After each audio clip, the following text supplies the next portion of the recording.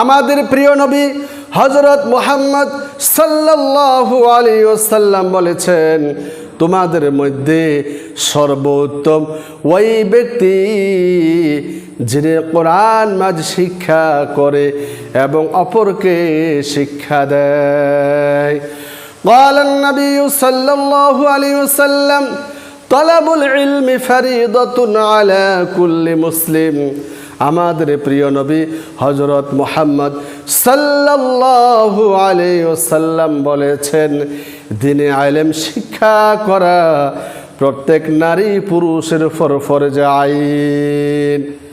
কেননা এই দুনিয়ায় চলতে হলে অবশ্যই আপনাকে আমাকে সব কিছুই জানতে হবে, শিক্ষিত হতে হবে।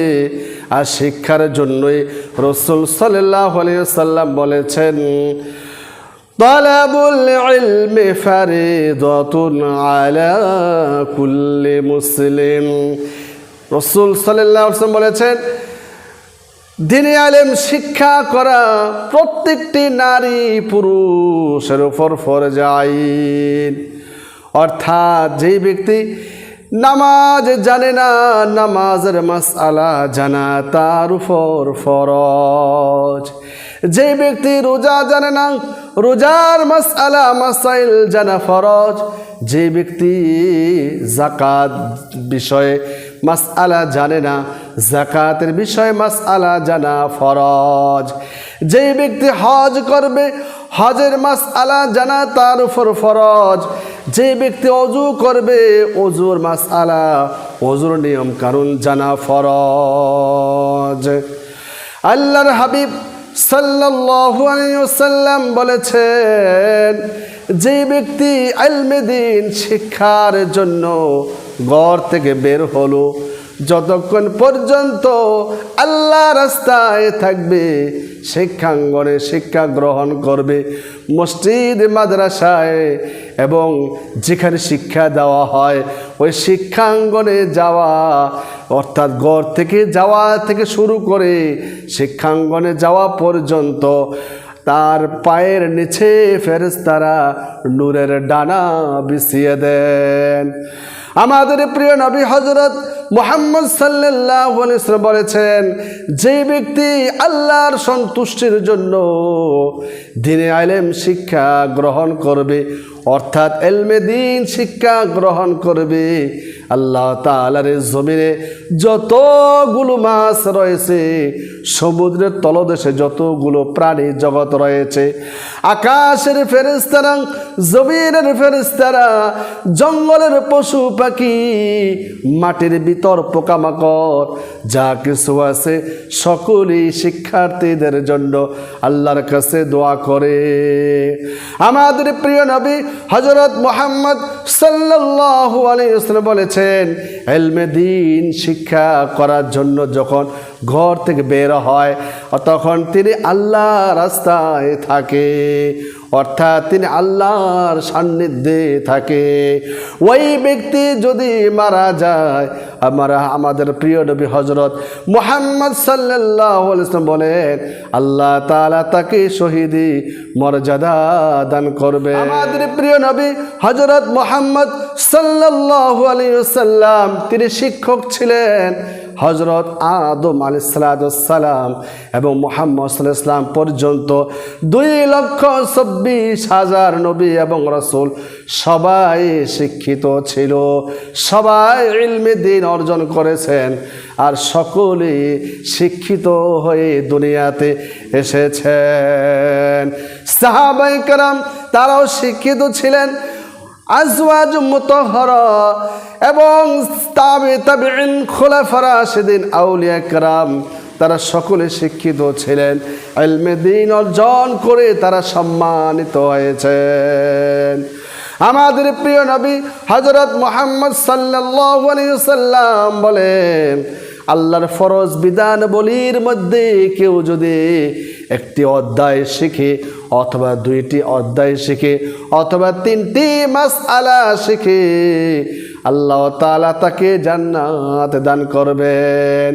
আমাদের প্রিয় নবী হযরত মুহাম্মদ সাল্লাল্লাহু আলাইহি ওয়াসাল্লাম বলেছেন, আল্লাহর কোনো বান্দা বান্দি আল্লাহর সৃষ্টি নিয়ে যদি 1 ঘন্টা চিন্তা করে মুরাকাবা মুশাহাদা দেয়, অথবা আল্লাহর খুশির জন্য আল্লাহর সৃষ্টির জীব নিয়ে চিন্তা ভাবনা করে, আমাদের নবী বলেন তার আমলনামায় আল্লাহ তাআলা 60 বছর নফল নামাজের সওয়াব দান করেন। প্রিয় ভাই বোনেরা, শিক্ষার আলো ঘরে ঘরে জ্বালো। শিক্ষা এমন একটি আল্লাহ তাআলার প্রজ্বলিত নূর। এই নূর আল্লাহ তাআলা যাকে দান করেন ঠিকই তিনি সম্মানিত হয়ে যান। আল্লাহ তাআলা যাদেরকে কবুল করেন, যাদেরকে দয়া করেন, যাদেরকে মেহেরবানি করেন, অনুগ্রহ করেন, তাকে এলমে দ্বীন অর্জন করার সুযোগ দিয়ে দেন। প্রিয় ভাই বোনেরা, অবশ্যই আজ থেকে এখন থেকে যে বিষয়টা জানেন না সেই বিষয়টা জেনে নেবেন। নামাজ কিভাবে পড়তে হবে, রোজা কিভাবে রাখতে হবে, ওযু কিভাবে করতে হবে, ফরজ গোসল কিভাবে করতে হবে, এই মাসআলাগুলো আপনাকে জানতে হবে।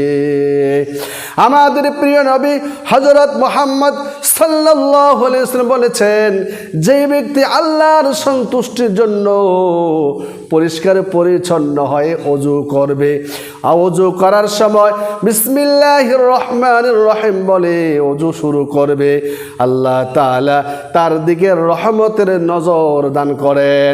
যখন সে ডান হাতের কবজি পর্যন্ত দ্রুত করে, আমাদের প্রিয় নবী বলেন তার আমল নামা থেকে, তার গুনাহ থেকে আল্লাহ তাআলা তার হাতের গুনাহগুলো তাকে অর্থাৎ ক্যান্সেল করে দেন।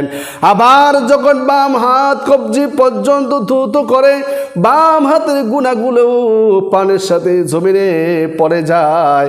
যখন সে কুলি করে, কুলি করার সাথে সাথে মুখের গুনাহগুলো জমিনে পানির সাথে পড়ে যায়। যখন শোনো আল্লাহর বান্দা বান্দি আল্লাহর সন্তুষ্টির জন্য ওযু করবে, নাকে যখন পানি দেয় নাকের গুনাহগুলো জমিনে পড়ে যায়।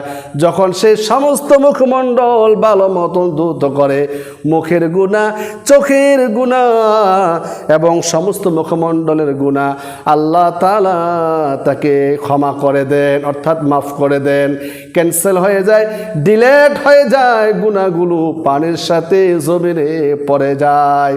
আমাদের প্রিয় নবী হযরত মুহাম্মদ সাল্লাল্লাহু আলাইহি ওয়াসাল্লাম বলেন, যখন আল্লাহর বান্দা বান্দি ডান হাতের কোণে সহ 3 বার ধৌত করে, হাতের গুনাহগুলো জমিনে পড়ে যায়। আবার যখন বাম হাতের 3 বার সুন্দরভাবে পরিপূর্ণভাবে ধৌত করে, বাম হাতের কোণে পর্যন্ত ধৌত করার সাথে সাথে পানির সাথে গুনাহগুলো জমিনে ঝরে যায়। আবার যখন মাথা মাসে করে, মাথার গুনাহ, চুলের গুনাহ, ওই পানির সাথে কানের গুনাহ, গর্দানের গুনাহগুলো ওই পানির সাথে জমিনে পড়ে যায়। আমাদের প্রিয় নবী হযরত মুহাম্মদ সাল্লাল্লাহু আলাইহি ওয়াসাল্লাম বলেন, যখন আল্লাহর বান্দা বান্দি ডান পায়ের টাকনু পর্যন্ত পরিপূর্ণভাবে ধৌত করে, ওই ডান পায়ের টাকনু সহ পানি বেবে গুনাহগুলো জমিনে পড়ে যায়। আবার যখন আল্লাহর বান্দা বান্দিরা বাম পা সুন্দর মতো টাকনু পর্যন্ত ধৌত করে, ওই পানির সাথে গুনাহগুলো জমিনে পড়ে যায়। এইভাবে যখন অঙ্গ দোয়া পানিগুলো সাথে সাথে জমিনে গুনাহগুলো জমিনে ঝরে যায়, ওই লোকটি নিষ্পাপ হয়ে যায়, ওই লোকটি পরিপূর্ণ হয়ে যায়।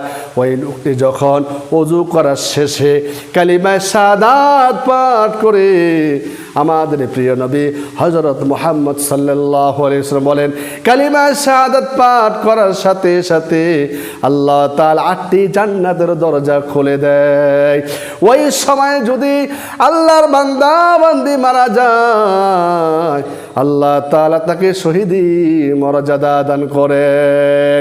তারপরে ওই লোকটি যখন নামাজ দাঁড়ায়, ওই লোকটি যখন আল্লাহু আকবার বলে কান ধরে নামাজ শুরু করে, আমার আল্লাহ তাআলা বল, বান্দারে আমার সামনে এসে গেলা, আমার দরবারে আসলা, আমার দুয়ারে আসলা, যখন পরিষ্কার পরিচ্ছন্ন হয়ে ওযু করে আমার দুয়ারে এসে গেছ,